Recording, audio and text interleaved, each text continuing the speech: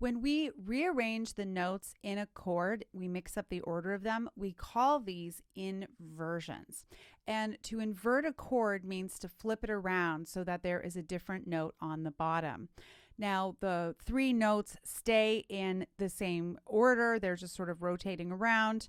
And I actually like to think about inverting chords like the game Jenga. You know, you take a block from the bottom and you put it on top. You take a block from the middle and you put it on top. And so that's what we're going to work on in this lesson. So let me take you to the piano here. Since a triad has three different notes, there are three different possibilities. And you can see in this diagram here that we've got root position, we've got first inversion, we've got second inversion, and then when we get all the way back up to the top again, it's root position because it's exactly the same thing. It's just an octave higher. Okay, so if we were to take this to the piano, this is root position, this is first inversion, this is second inversion, and this is root position again. All right, so root position is C, E, G. You know, this is how you've been practicing all the chords. Then what we do is we take the bottom note and we flip it up to the top. The other two notes stay exactly where they are. We're just taking the bottom note, we're sticking it up on top. So there's the Jenga. And so then I play this. So it's the third, the fifth, and the root. All right, so now I'm going to take this bottom note and I'm going to flip it up to the top. And so that's called second inversion. And then I'm going to take this bottom note and flip it up to the top. And there's root position again. So let me show you one more time. It goes root position, first inversion, second inversion, and root position. Right? Now to take a deeper look at root position, it means that the chord is in its natural order. All right, so it's the root on the bottom, the third in the middle, and the fifth on top. All right, so to play a major triad in root position, the lower interval, these two notes here, form a major third. And so another way of saying that is 1, 2, 3, 4 half steps, up 4 half steps. And then the upper interval, the top interval, is a minor third, which means 3 half steps up. 1, 2, 3. All right, so the bottom is a major third, the top is a minor third. You don't have to memorize this. It's just everybody looks at this a little bit differently. So now we're going to look at first inversion. Now first inversion, remember, means that the third is on the bottom, the fifth is in the middle, and the root is on the top. All right, and so to play that interval, we've got the minor third on the bottom, right? That's 3 half steps, 1, 2, 3. And then we've got a perfect fourth on the top, all right? And that goes 1, 2, 3, 4, 5 half steps, all right? So now let's go to second inversion. And second inversion means the fifth is on the bottom, the root is in the middle, and the third is on the top. And so we've got that interval of the fourth again, perfect fourth, which is 1, 2, 3, 4, 5 half steps, and then a major third on the top, 1, 2, 3, 4 half steps. So that's second inversion. And then all the way back up we go to root position. All right. Now, the fingerings are important here. And they're going to be the same in every key we do. So learning this in C and being confident with this is going to be really worth investing some time in. The fingerings I'm not always a big stickler for fingerings, but in this case for triads and inversions, you really want to be strict on the fingerings because it is going to make a big difference with your general accuracy, and it will also lead to less fatigue in your hand.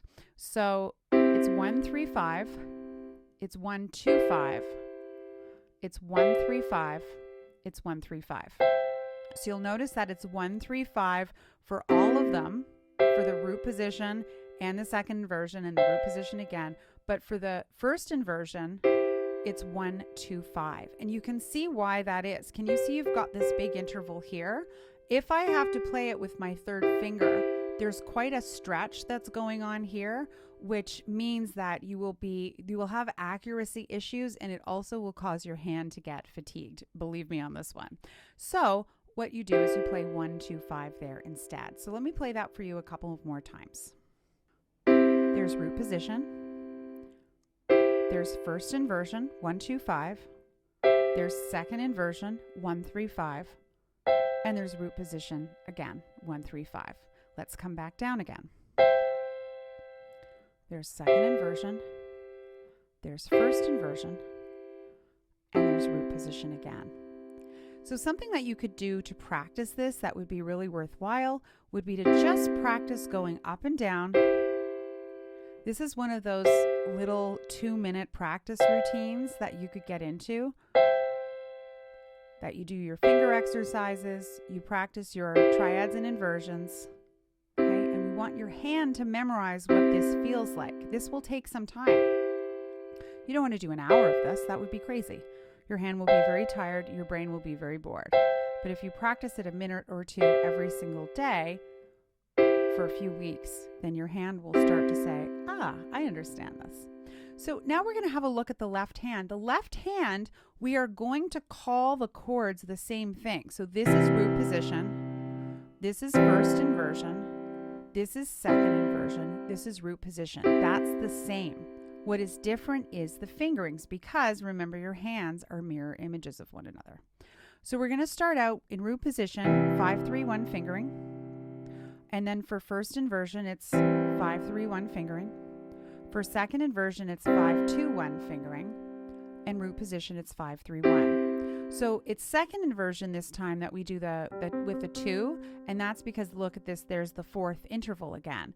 And so your hand, look how ergonomic it is. You just sort of rest your hand there, and that's where they are. If you wanted to play your third finger, you would have to stretch, and it would really greatly affect your accuracy. And it also doesn't feel so good when I'm doing that. So let's try it one more time. Root position, 5, 3, 1. First inversion, 5, 3, 1.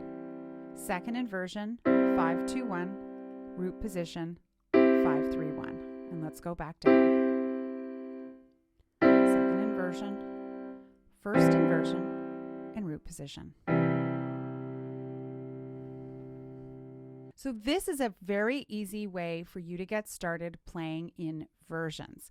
And as I do with everything, I said as we were doing the exercise, take a few minutes and do this every single day. Even if your eyes can see it and your brain can understand it and your ears can hear it, it's your hands that really need to get comfortable with this whole process. And so, if you have a regular routine, which you should by now, of playing some finger exercises, add this to something that you do every single day. All right. Then what you can do once you're super confident playing it in the key of C is you can play this through all 12 keys. So I hope this is helpful.